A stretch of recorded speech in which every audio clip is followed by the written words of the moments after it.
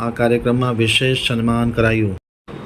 ગાંધીધામ ખાતે ગત તારીખ 2ના રોજ આયુર્વેદિક ઉપચાર કરી ગંભીરથી ગંભીર બીમારીઓમાં લોકોને રાહત અપાવતી AWPL સંસ્થાના કાર્યકરો મોટી સંખ્યામાં ઉપસ્થિત રહ્યા હતા। સંસ્થાના અર્જુન ગોઢણિયાએ જણાવ્યું હતું કે સંસ્થાની સ્થાપના કરનાર ભારતીય આર્મી નિવૃત્ત ફૌજી ડૉક્ટર સંજીવ કુમાર કે જેઓ આર્મીમાંથી નિવૃત્ત થયા બાદ એમણે આયુર્વેદિક પર રિસર્ચ કર્યું તો દરમિયાન જાણવા મળ્યું કે દેશમાં 2 મોટી સમસ્યાઓ છે, બીમારી અને બેરોજગારી। તેને દૂર કરવા માટે સંજીવ કુમારે અનેક પ્રકારના પ્રયત્નો કરીને રાષ્ટ્રપતિ એવોર્ડથી તેમને નવાજવામાં આવ્યા હતા। સંસ્થાના તમામ પ્રોડક્ટ આયુષ મંત્રાલયમાંથી પાસ આઉટ કરી માન્યતા મેળવેલ છે। આજે લાખો લોકો જોડાયા છે આ સંસ્થામાં।